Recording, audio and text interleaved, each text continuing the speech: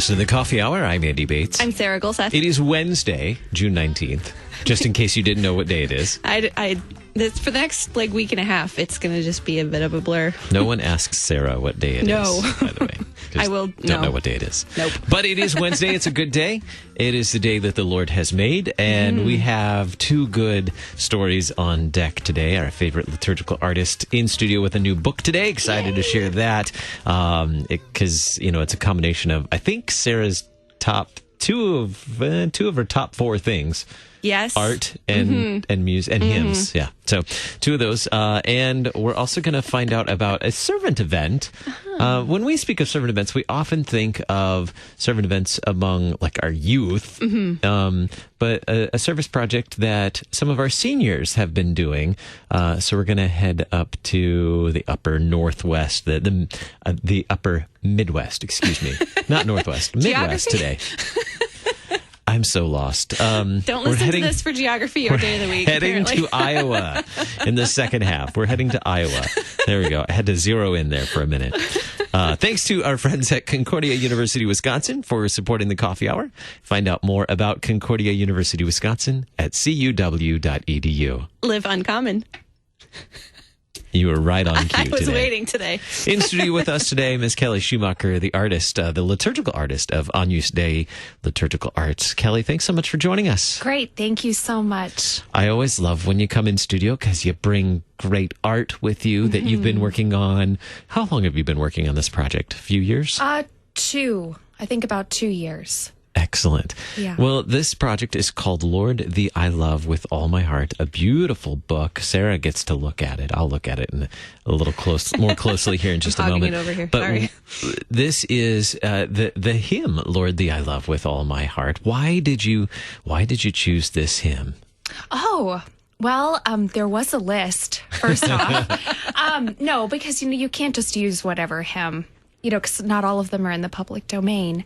And it's expensive to do the copyrights. But it's actually a pretty neat story. I was in church a few years ago, maybe about 3 years ago, and Kloria had contacted me to do a book, and I said, I'm interested, but not right now. I have a few other projects that I need to finish up, which is typical.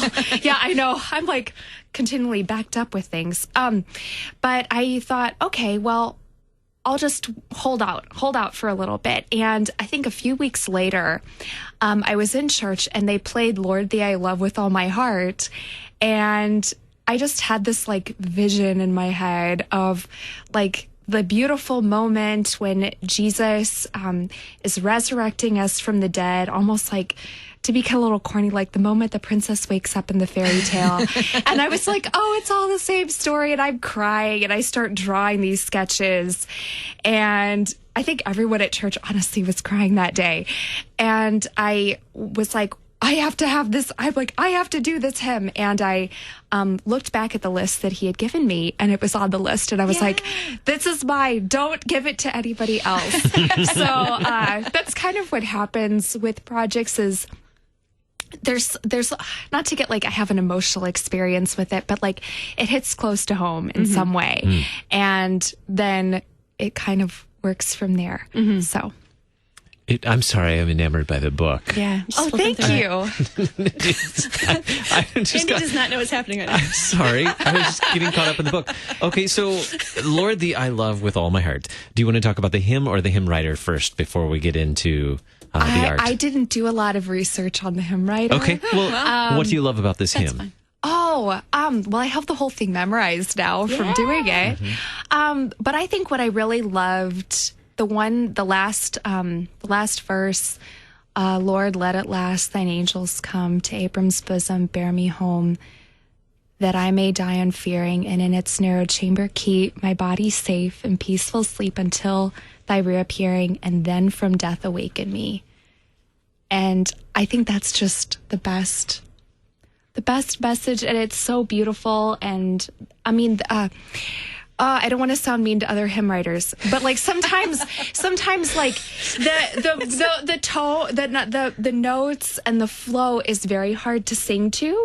Whereas this is something that the melody is just very easy to listen to and very easy to sing and very easy.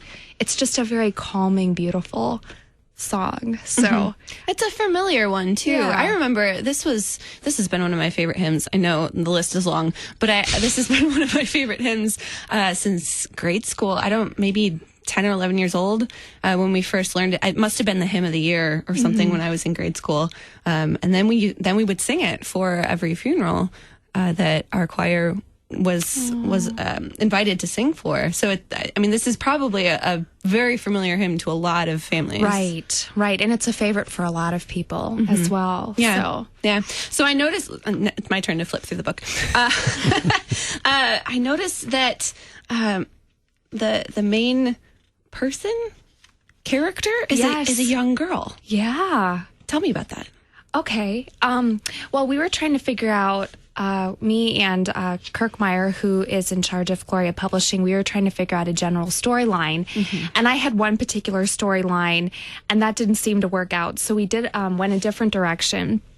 And he came up with two options. One of them would be a girl grows up, and it's her moving through life and then dying at the end of the book. And I know it's kind of rough, but that's kind of part of the hymn. And her dying at the end of the book of old age and being received into Christ's kingdom. Or we could do it where a child is young and she stays young and she dies young. And that's a really rough thing. And one of the and so, thinking about that, it was like, oh, that's rough. But in working on this book and trying to develop imagery and thinking about that was the storyline that I think was more appropriate, because so many families do deal with a sick child or someone close to them. And I wanted to answer the question of not just what is theologically going on here, but what, as the body of Christ and as a family,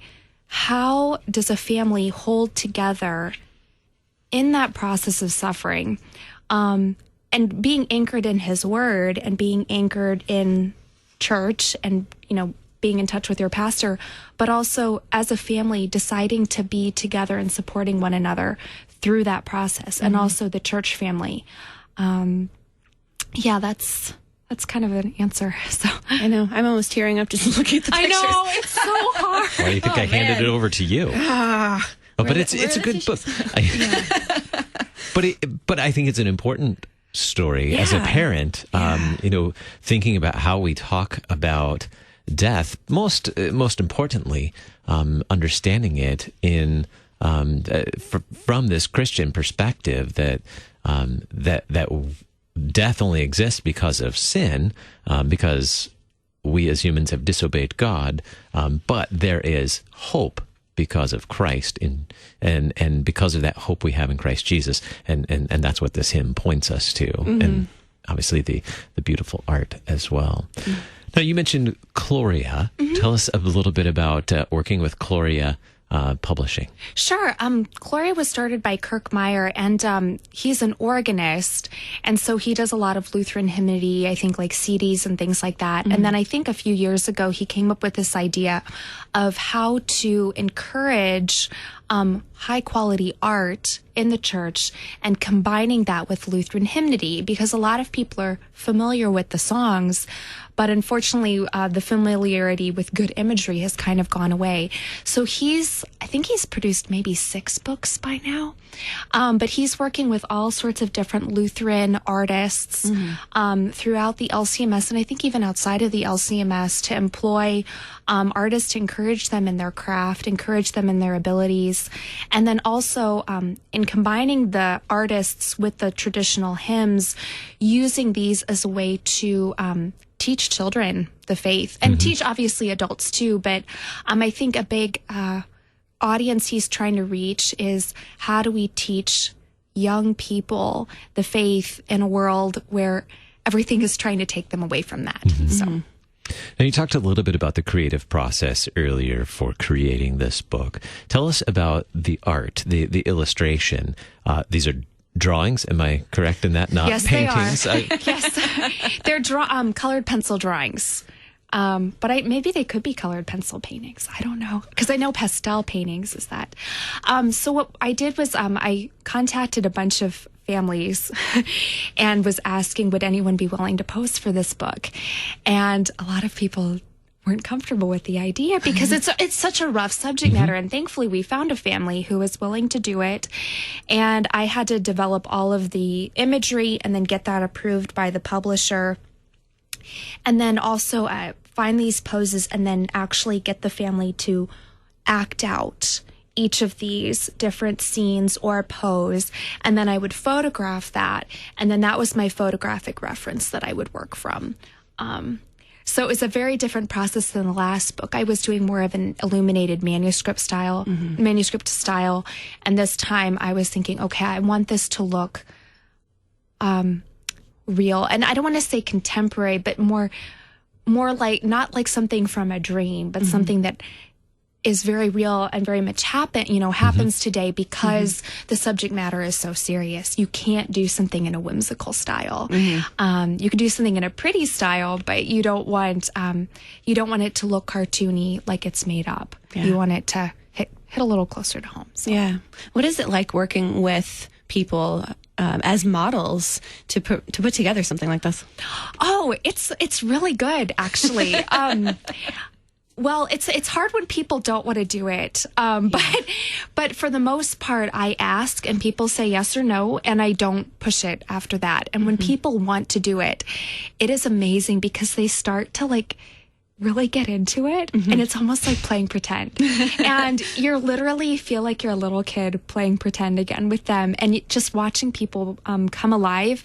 And then even to a degree is I can tell them what to do, but I'm like a director in a movie, is that they will make it their own. They're going to have their own little quirks and little individual things about them that make them special. And the beautiful thing is I can see that when I photograph a little bit, but when I draw, I see it in even more detail, which is exciting. Yeah, that's cool. Point us to where we can find Lord Thee I Love With All My Heart by the hymn writer Martin Schalling and illustrated by Kelly Schumacher. Where can we find this book? Sure. You can find it. I think the best place to find it right now is at www.kloria.com, Kloria.